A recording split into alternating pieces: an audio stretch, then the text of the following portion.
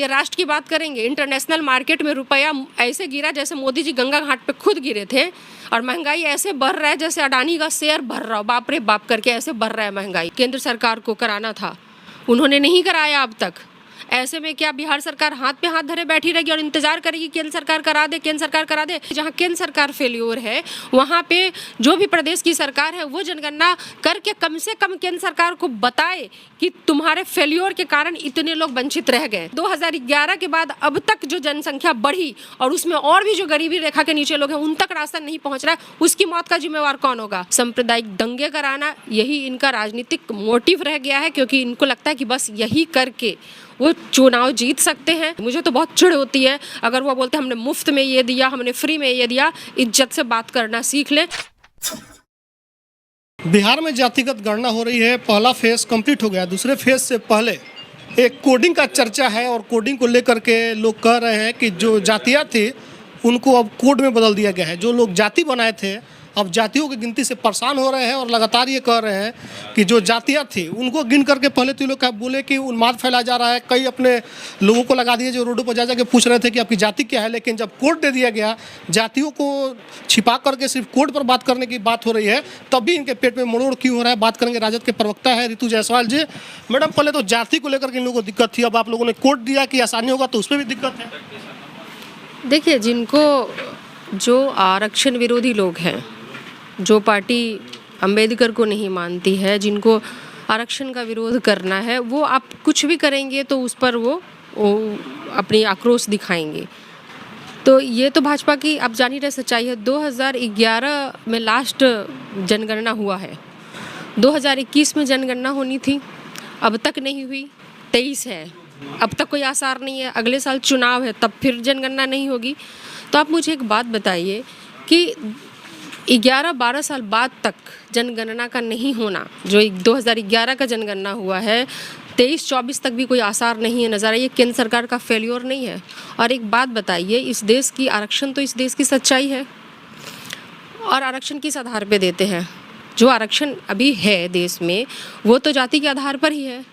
और इन सालों में, इतने सालों में जो जनगणना नहीं हुई और इधर जो जनसंख्या बढ़ी, वो तो उस लाभ से वंचित रह गए। उसका जिम्मेवार कौन है? तो क्या इसके लिए ये अगर केंद्र सरकार नहीं करा रही है, अगर कोई भी प्रदेश करा रहा है, तो इसमें क्या बुराई है? और अगर उनको ये प्रॉब्लम थी कि नहीं पहले तो बिल्कुल एक एक चीज़ को टुकड़े टुकड़े में बांटने की वो बात कर रहे थे, अब मिला करके एक कोड दे दिया गया जिससे काउंटिंग और आसान हो गई। और एक तरीके से चलो एक चीज़ हो गया कि लोग जो बिल्कुल बटे हुए थे अब एक हो जाएंगे। जैसे मान लीजिए कि कोई बनिया समाज से है या लोहार समाज से है, उसमें भी विभाजन था अलग अलग, तो अब एक कोड के माध्यम से कर दिया गया। बीजेपी करके आप लोग जाति उन्माद फैलाना चाहते हैं, जाति की गिनती करें। हम अधिकार दिलाना चाहते हैं, हम अधिकार दिलाना चाहते हैं और उन्हें याद दिलाना चाहते हैं कि जो आपको कराना था, केंद्र सरकार को कराना था, उन्होंने नहीं कराया अब तक। ऐसे में क्या बिहार सरकार हाथ पे हाथ धरे बैठी रहेगी और इंतजार करेगी केंद्र सरकार करा दे, केंद्र सरकार करा दे? क्या ये हमारी नैतिक जिम्मेवारी नहीं बनती है, या किसी प्रदेश की नैतिक जिम्मेवारी नहीं होनी चाहिए कि जहाँ केंद्र सरकार फेल्योर है वहाँ पे जो भी प्रदेश की सरकार है वो जनगणना करके कम से कम केंद्र सरकार को बताए कि तुम्हारे फेल्योर के कारण इतने लोग वंचित रह गए? एक उदाहरण के तौर पर समझाना चाहूँगी। मान लीजिए कि केंद्र सरकार की योजना है PDS की, उसमें कई जो लाभ दिए गए, उसके अंतर्गत क्या आपको लगता है कि 2011 में जो गरीबी रेखा के नीचे थे या जिनको PDS का लाभ मिलना था, जो खाद्यान्न का लाभ मिलना था, उसमें अभी इतने जो इन सालों में जो बढ़े वो तो वंचित रह गए, उन्हें तो राशन नहीं मिल रहा। बीजेपी तो करे कि 80 करोड़ लोगों को मुफ्त में फ्री फंड में खाना खिला रहे हैं। 80 करोड़ लोगों को देखिए, मुफ्त फ्री फंड जैसे शब्द उनको तो बोलना नहीं चाहिए। ये जो पैसे हैं वो जनता के हैं, चाहे वो टैक्स से आए हों, जैसे भी आए, वो पैसे जनता के हैं। तो ये शब्द तो बोलिए नहीं। मुझे तो बहुत चिढ़ होती है अगर वो बोलते हमने मुफ्त में ये दिया, हमने फ्री में ये दिया। इज्जत से बात करना सीख ले। ये जनता का अधिकार है, इस देश में जन्म लिए हैं, गरीबी के रेखा के नीचे हैं अभी। ये शर्म आनी चाहिए भाजपा को कि इतने मतलब वो एक्सेप्ट कर रहे हैं कि इतने लोग हैं, और 2011 के बाद अब तक जो जनसंख्या बढ़ी और उसमें और भी जो गरीबी रेखा के नीचे लोग हैं उन तक राशन नहीं पहुँच रहा है, उसकी मौत का जिम्मेवार कौन होगा? कौन होगा उसकी मौत का जिम्मेवार? क्या केंद्र सरकार नहीं होगी?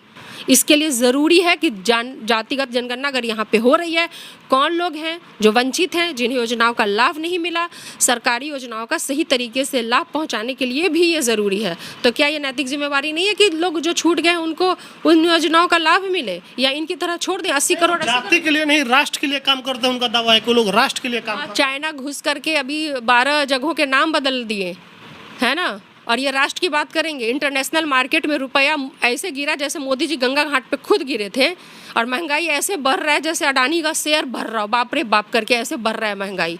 तो इनको तो कोई मुद्दा है नहीं। तो ये तमाम तरह के जो चीज़ें कुछ भी करेंगे तो उनको अरंगा लगाना है। उन्होंने सब चीज़ खत्म कर दिया, महंगाई खत्म है, बेरोजगारी खत्म है, उनको हिंदू राष्ट्र बस बनाना है। पक्का मकान बन गया, 2022 तक किसानों की आय दुगनी हो गई, 2 करोड़ रोजगार मिल गया, सारे वादे फेल हो गए। अब उनके पास 2014 और 2019 का चुनाव जिन मुद्दों पर वो लड़े, उस मुद्दे में तो अब तो फेल हो गए, उन वादों में फेल हो गए। अब वो कौन सा मुंह लेकर के जाएंगे जनता के पास? हाँ, वही मैं कह रही हूँ, अब कौन सा मुंह लेकर के जाएंगे?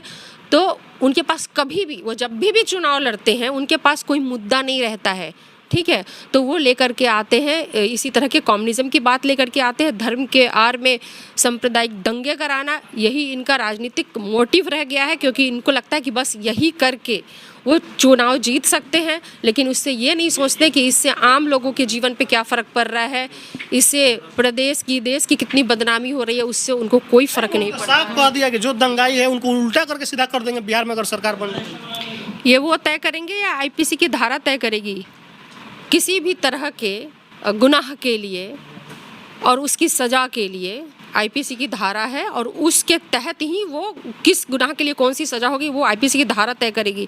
ये बैठ करके वो तय नहीं करेंगे कि उल्टा करके सीधा करेंगे। क्यों नहीं किया उन्होंने तय? एक तरफ से अगर नाम अगर करूँ तो हेमंत बिस्व शर्मा कौन थे?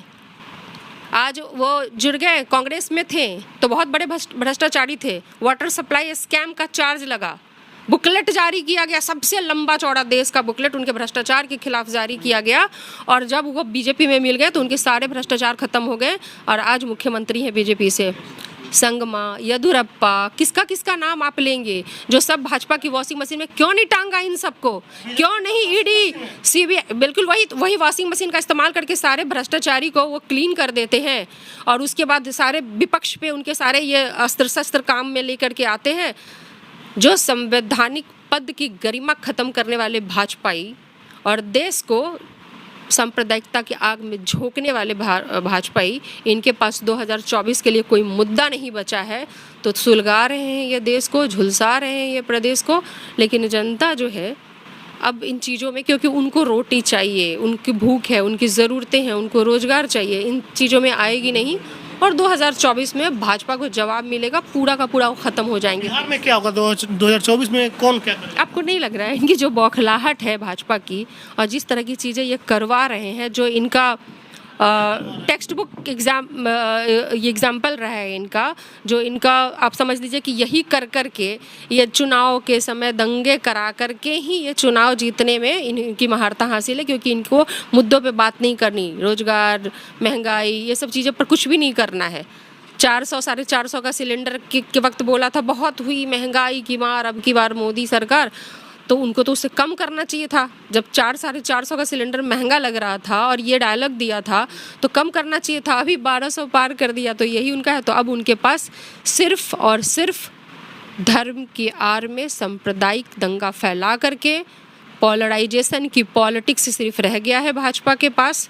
लेकिन ये बिहार की धरती है, यहाँ पे उनके ये कारनामे, दुष्कारनामे नहीं चलेंगे।